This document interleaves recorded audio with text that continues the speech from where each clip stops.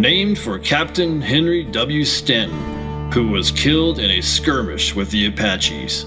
Fort Stanton was built in 1855 by soldiers of the 1st Dragoon and the 3rd and 8th Infantry Regiments to serve as a base of operations against the Mescalero Apache Indians.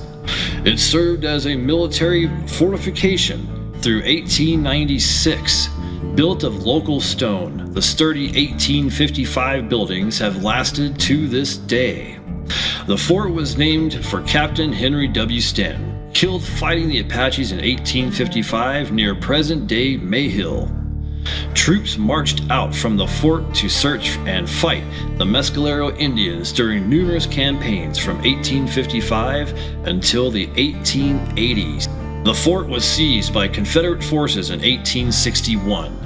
During the occupation, 3 rebels were killed by Kiowa Indians while on patrol 50 miles north. After all supplies were moved to Mesilla, the Confederates abandoned the fort, burning it as they left. In 1896, with the Mescalero Apache settled on the nearby reservation and the surrounding area bustling with new communities, the fort was abandoned by the Army and closed. In 1899, however, the U.S. Public Health Service acquired the fort as a tuberculosis hospital for the Merchant Marine. Selected for its healthful climate, it served some 5,000 sailor patients between 1899 and 1953. 1,500 of whom are buried in the Maritime Cemetery on a hillside overlooking the fort. The patients lived in specially constructed tents for fresh air and sunshine were the only known cures for tuberculosis. During this time, many new buildings were constructed, including a hospital, stables, new living quarters for the families stationed at Fort Stanton, and literally hundreds of tent houses for the patients. The hospital was fairly self-sufficient, establishing a large farm on the nearby grounds, with patients serving in the fields, as well as recreational activities like a golf course for the doctors, baseball fields, and a theater for the resident workers.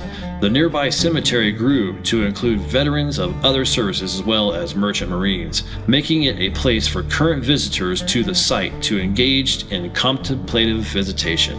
During the Great Depression, Fort Stanton was home to a CCC work camp, which later served as the internment site for German merchant seamen from the German luxury liner SS Columbus, which was scuttled outside of New York to prevent its capture by the British. The German internees built a camp that included such amenities as gardens for fresh produce, a recreation hall, and a swimming pool in which many Olympic competitions were held with the local population. After war was declared with Germany and Japan, the internment camp housed some German prisoners of war as well as a few Japanese internees.